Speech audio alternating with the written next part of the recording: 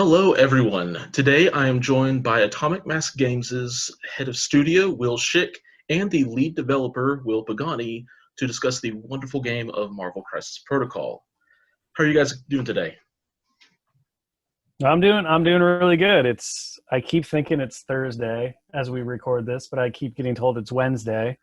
And every time I Wednesday. talk to someone else, I'm like, it's Thursday. It's a great Thursday. And they're like, no, it's not. It's Wednesday. And I'm like, I don't know what to do with that. So here Well, we who's to are. say that Wednesday can't be a great Thursday? Exactly. Maybe it's the best of Thursdays because it's not a Thursday. Who knows? These are the philosophical questions we're not here to talk about. Not today. We are here to talk about a new addition to Marvel Crisis Protocol in the form of a banned and restricted list to the game, though. So for everybody who is not aware of what that is and how it's going to interact, what is a banned and restricted list, and why do you think it's something that Marvel Crisis Protocol should have? So, a banned and restricted list is our suggestion for organized play for what players should and shouldn't play with. I say shouldn't play with being the ban list, and then should play with is literally everything else in the entire game. Um, so, to give a little rundown on how these function in the organized play events, um, the ban list is a single card at the moment, a single team tactic card, which we'll get into later, I'm sure. But players should not use that tactic card in organized play events. We will talk about why here in a little bit, I'm sure. And the restricted list, players should only include two items from the restricted list, two components from the restricted list in their squads or rosters. And we say squads or rosters in this language because some organized play events don't use rosters, they only use squads. Some do use rosters. Vibranium Heist, for example, only uses squads as our first organized play event. And the goal of this is to sort of promote list diversity. We saw a lot of sort of the same things popping up in the online communities and things like that. So we wanted to sort of give players a little nudge in the direction of diversity and sort of changing up what they play and things like that. And when we get to talking about specific cards, we'll talk a lot more about why these cards are there and that kind of thing. So that's absolutely the hope of it. And why does Crisis Protocol need it? Well, I'm sure that some could argue that it doesn't need it, but we feel that it does. And we feel that way because we are always looking to promote sort of the best gameplay experiences for players and the most enjoyment that they can get out of any game. So we feel that this list and this ban and these restrictions help promote that and make the game the most interesting and exciting version of the game that we could make. And to kind of build off of what Pagani's talking about there, astute observers of like everything that we've put out will notice that restricted language has always been in our official organized play documents since the game launched.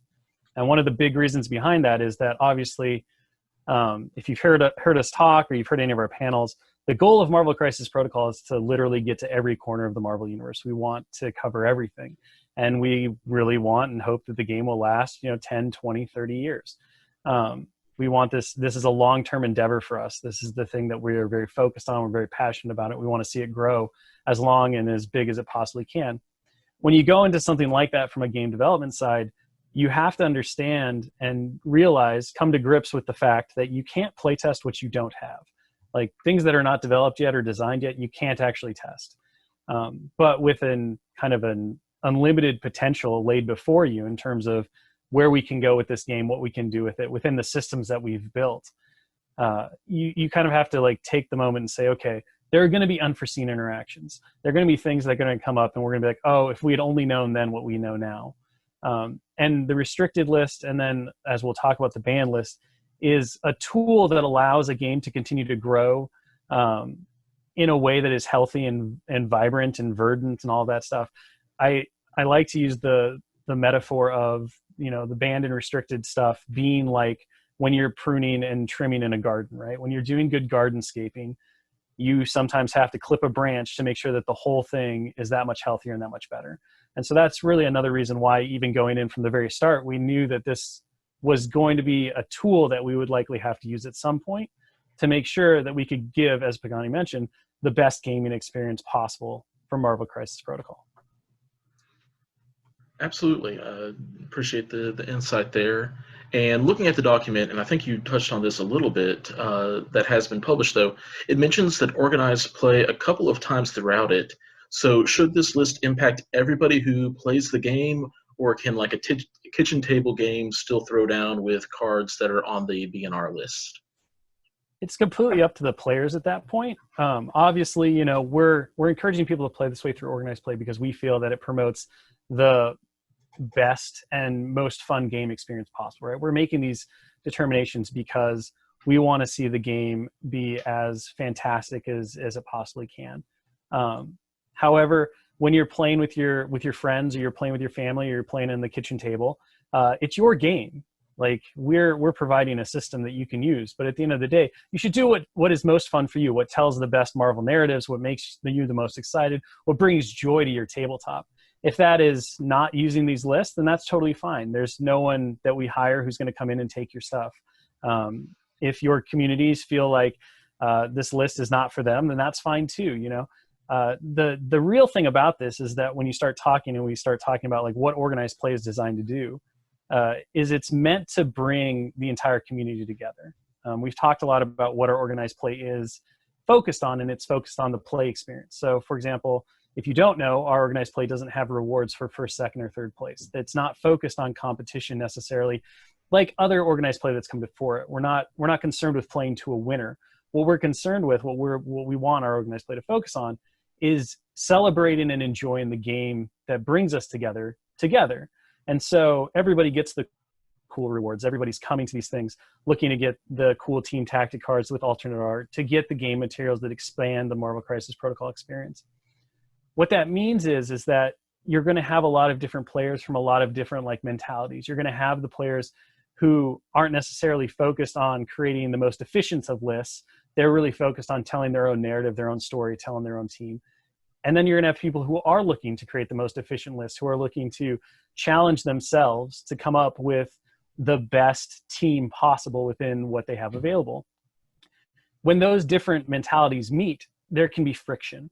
And so the idea here is to try to reduce that friction as best as we can in terms of laying a foundation where we are addressing things that we feel like can cause those issues, and then also creating a game experience where people are all coming to the table with the same expectations and the same understanding of kind of what to watch for, or what they should be paying attention to as they read these organized play documents. And again, all of this is just to make sure that organized play achieves its end result, which is to have everybody come together and have fun. Absolutely. And one of the things I really appreciate about this document, the list, is the transparency behind your thoughts and the logic of what deems a card worthy of being banned or restricted. Would you guys mind going over the specifics of what could make a card worthy of the ban, Mjolnir? Sure.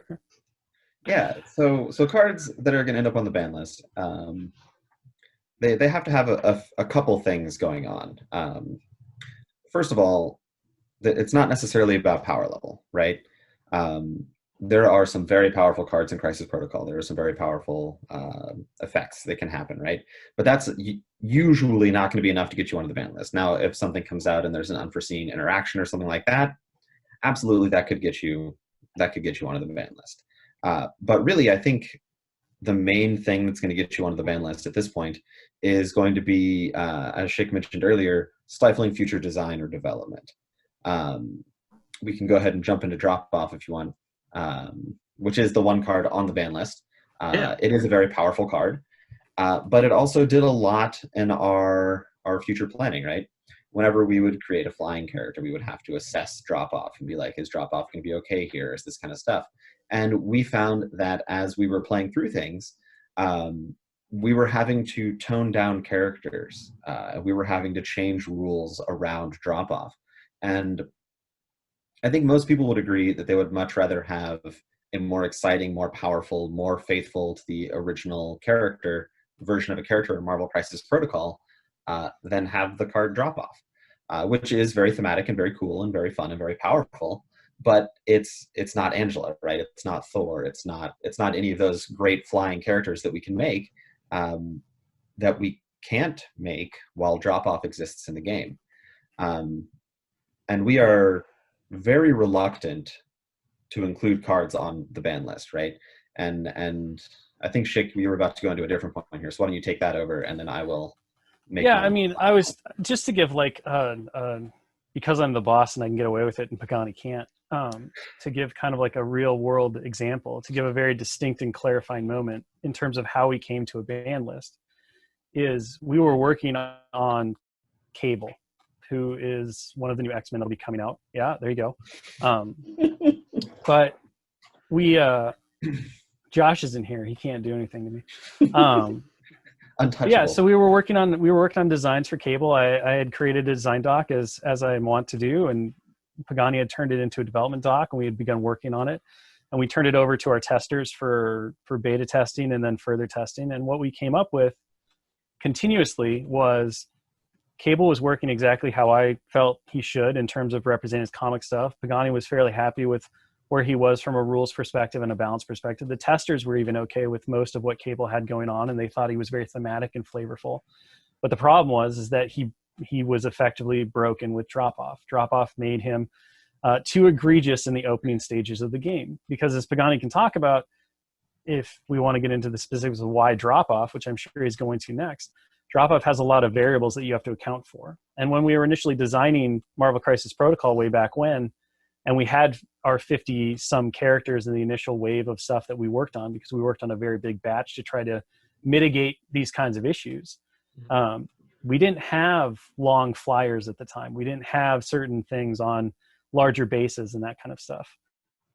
And what happened was it was, okay, well, we can make Cable less Cable. We can take away some of his cool shtick, and we can minimize him in terms of being able to work well in a world with drop-off, which is always a not great position to be in, because not everyone's going to take drop-off just to abuse Cable, right? Mm-hmm. Or X character. So what you're doing is now you're having to kind of defang a really cool character because of those few instances where someone says, hey, this works really well, I'm going to take it. Which is no fault of theirs, right? They're looking for a great combination. It's a great combination. You should utilize it. But I think where it really came down to is we, as Pagani had mentioned, we had already had this conversation several times in terms of, well, we have to kind of watch for this with drop-off, or we can't do exactly this with drop-off. So how do we change that? How do we fix that? And it had never gotten to a point to where I had hit a wall to where I'd looked at it and I said, if we do this, we don't make the character. Like, we're not going to make the character that we should. Mm-hmm. They had always been acceptable compromises or really good alternate options. With Cable, it was kind of there. And it was like, we know this is going to happen again, and it's going to happen again. It's going to happen again. So as Pagani mentioned, the feeling in the studio, and I think the feeling overall in terms of the community, is if given a choice between having a card that came out in the core set, right in the first batch of design, or getting rid of that card and opening up our potential to be able to express these awesome Marvel characters in the best way we can, in ways that make them feel like they jumped off the comic book page and that add the most value and excitement to the game, drop-off is just clearly, it needs to go. And so that's where we wound up in determining that maybe a ban list was not such a terrible thing to have. Yeah. And I guess to talk a little bit more about specifically drop-off, and Shick mentioned it with the variables, right, is drop-off is a highly variable card. It does a very different thing when it's Iron Man dropping off Spider-Man or whatever character you want, right, versus a long move 50 mil, 65 millimeter base character dropping off another long range, large based character, right? You have the characters that's moving base size, you have the character that's being placed base size, you have the speed of the character, you have the range of the attacks of the character, right? So all of these things are relevant when assessing drop off, right? And we absolutely learned from the design of drop off, which is try not to make tactic cards that have 5, 6, 7, 8, 10, 12, 14 variables in them, because it's just too much to plan around, right? We can't always take every one of those, I don't even know how many it is, the countless variables into play for everything going forward. And the more cards that have things like that, the more variables you have to check. So that is sort of the developmental side issue with drop-off, is the variability of it and what it does. I think it's also worth mentioning that Cable does not have flight. He was the one being dropped off, not doing the drop off. So, For anybody worried about Cable's consistency of suddenly gaining flight. Spoiler alert. Well, unless you put rocket boots on him, you never know.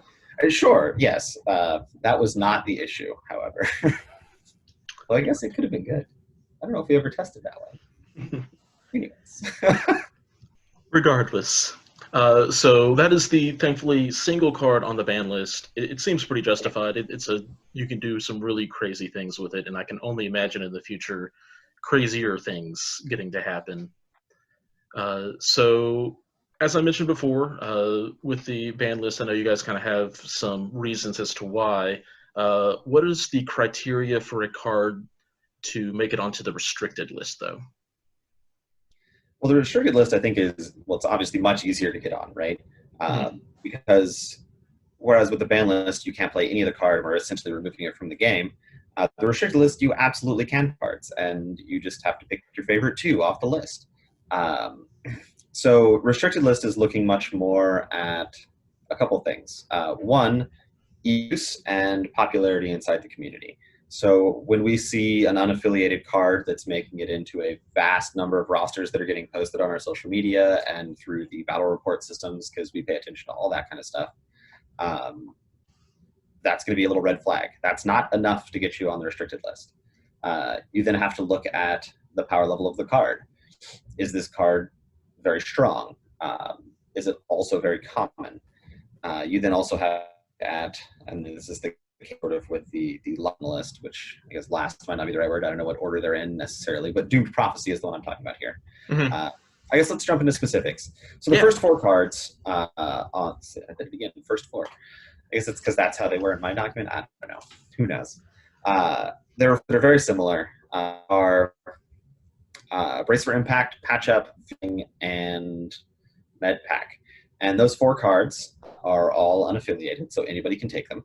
They are all either damage reduction or healing, so they're survivability cards. And they are taken at a very high rate in what we see. And once again, that's not just like we got a bunch of information from the Gen Con leagues and stuff and all that kind of thing. Plus the battle reports, plus what we see on our Facebook pages. So we see a lot of stuff, and we are very plugged in, essentially, to the community and what you're getting out there. And we try to be. It's one of the things that I love to do. So, but we see those showing up all over the place. And the community's constantly talking about them, and whenever we see rosters posted, they're there. So that's sort of the popularity, right? They're there, they're everywhere. That's great. We love it when people play with the cards they want to play with. But what we don't love is when people feel like they have to take those cards, and they're then taking them over other cards. So when we do see people interacting, and they're like, "Man, I really want to take this card, but I feel like I have to take Patch Up." Like that's the red flag to me that kind of shows that card is become too popular and possibly is too powerful. Too powerful being a sliding scale, right? Because I don't think any of those 4 cards are necessarily too powerful, but I think their ease of use and their ubiquitous nature are sort of what has earned them their slots on the restricted list. Shick, you got anything to add on those? No, I mean, I think you covered it all. Like, just to reiterate, the big things with those 4 cards and the list in general is our hope with everything that goes on the restricted list and the mentality of the restricted list, unlike the ban list, which is really looking to open up design space for us, enable in our ability to make sure that we're making things that are not unbalanced or problematic within the game, is that the restricted list is a tool that allows us to actually improve player choice by restricting it. And so this is kind of a paradoxical thing, right? How can I have more choice when you're taking choice away? But the fact of the matter is that when you're looking at a lot of the issues that lead to a card going on the restricted list, it becomes, we all want to play to efficiency, right? The idea is that you want to create the most efficient list possible. And what that means to you may be different, depending on the person, right? It may be derived from, I like these characters, I'm going to take these characters, and now I'm going to build the most efficient list with them. It could be, I'm just going to look at everything that's available to me, and I'm going to create the most efficient list, and I don't care what the characters are, so long as they meet my qualifications of efficiency, and everything in between, right? But at the end of the day, what happens is that when you're looking for that efficiency, if a card, as Pagani points out in terms of how he built this out, becomes the most efficient choice, they can push out other choices. And so all of a sudden you take our amazing breadth of tactic cards and you narrow it down to 4, and you only get 8. So now you're talking about half of your choices are gone. By doing the restricted list, what we do is we actually challenge players to say, okay, well, now you can only take 2 of these things that are at the top of the curve, right? And we're not playing checkers. The design of Marvel Crisis Protocol is not to make everything the same shit on the board, right? There's always going to be a power curve.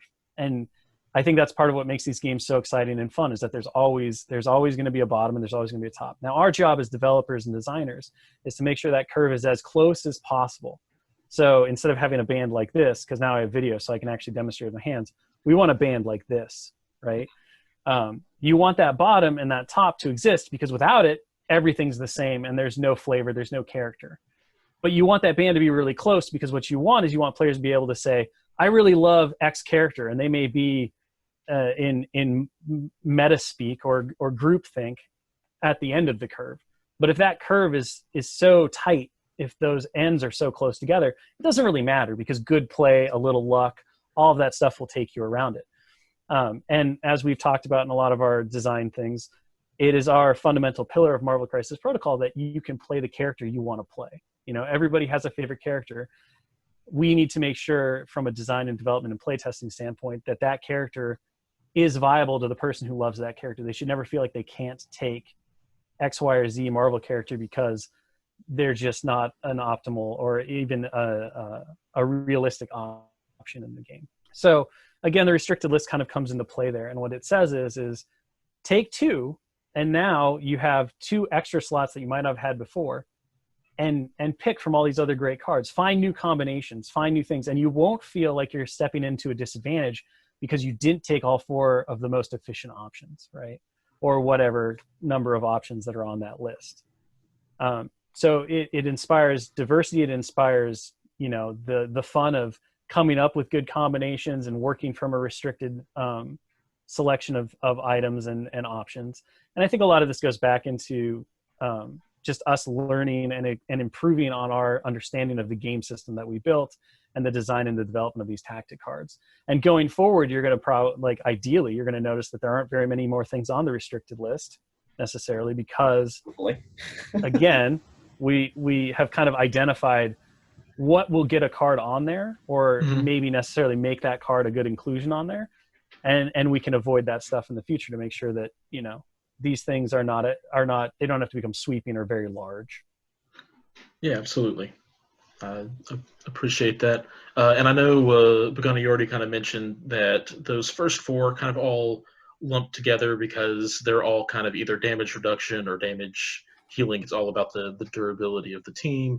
So those are all kind of clumped together. There's one other card, though, that you already mentioned, and that is Doomed Prophecy, which, at least for me, I haven't gotten to use too much. Why did this card end up on the restricted list? So Doomed Prophecy is a very exciting card. It does some very powerful things, and it creates some very interesting gameplay, which normally that's exactly what we're looking for in a tactic card, right? We want it to be fun, we want it to be interesting, we want it to be powerful, we want it to be cool. All the great stuff for team tactic cards. So why is Doomed Prophecy on this list? Well, there are some interactions with Doomed Prophecy with some specific characters and specific other tactic cards that can create very, very, very powerful combinations, right? I know several people have heard about this kind of stuff. It's kind of made the podcast circuit and the article circuit and stuff, and that's cool. That's not even, like, we're not even necessarily concerned with that power level from a super high-end top-down view, I guess. It's more when you go to an organized play event and somebody is playing some type of super powerful combination, that can feel really bad for the receiving player, right? Yeah. If you have no idea what's going on and you walk up and somebody plays Doomed Prophecy and a couple other tactic cards, and then they daze 4 of your characters in 1 activation or something, right? Like, they get the hooray, it worked action, which is great. That's exactly what we want. But you as the other player feel really bad about that, right? You're like, man, that was silly. That was crazy. So why this card is on the restricted list is a couple reasons. One, adding it to the restricted list increases the opportunity cost of playing the card. So now if I want to play a Doomed Prophecy combo, I have to take Doomed Prophecy, so I only get one other card from the restricted list. And what that does, right, is it will overall lower the power level of a roster or squad including it, assuming we've made the correct choices for what we've included on the restricted list, which obviously we believe we have. So that's one, right? It sort of artificially gives another cost to Doom Prophecy, which is you only get one restricted card instead of two. And then number two is it will draw attention to the card. So maybe some people that aren't aware of what's going on with it will be like, oh, Doom Prophecy is on this restricted list. Why? And then they will go out and find that information, right? And that can stop some of the surprise factor of Doomed Prophecy and how it can be used. And Shick likes to point out that it also does your roster is now a Doomed Prophecy roster. It is not just a normal roster, right? Mm-hmm. Because now you have to actively make that choice to play Doomed Prophecy, and it is a harder choice to make rather than just being like, we'll throw in Doomed Prophecy and see what happens, right? So it's a much more player decision-driven choice rather than it can work here type choice. So those are kind of the main reasons why Doomed Prophecy ended up on the restricted list. Yeah. Will, do you have any other additional thoughts on that card in particular? Or?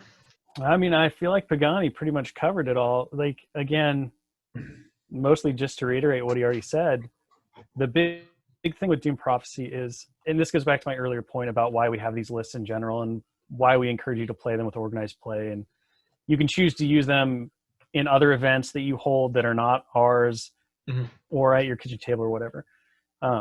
But again, the point really for me with that card, and I think the big benefit, is that we want to smooth that player experience, that friction that is possible. There's nothing worse than walking into a game and getting completely blindsided by a Rube Goldberg machine that you don't understand or expect. Pagani kind of hit the nail on the head, right? If we walk up to the table and all of a sudden I start doing stuff, and then I'm like, well, 4 of your characters are dazed. That was cool. You're going to be like, that wasn't cool at all. I don't even understand what just happened. Like, what's going on? Now, if we come to the table and I have an understanding that, oh, you're going to try to do this thing, not only do I have counterplay against it, which makes the game more interesting and more exciting, it also makes the payoff bigger for both players when it happens. Because if it gets pulled out, I don't feel like I've been betrayed or bamboozled, right? Yeah. It happened. You got it. That's awesome. We can celebrate that together. And I think that's the big thing whenever we talk about, this is not the subject for this podcast / video interview, but I think a lot of the challenges is that when you hear, when we talk about this friction between different gaming mindsets and what people want out of games, at the end of the day, what we want to be able to do is we want to be able to celebrate the game together. But in order to do that, you have to have kind of an understanding with each other as to like what the game is about.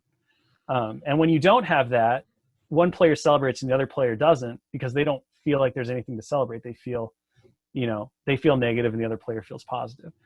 If at least you can both come to the board with the same expectations or the same kind of like flat information, then you can celebrate together because these things have happened. Like the game has worked according to how both players understand it to work.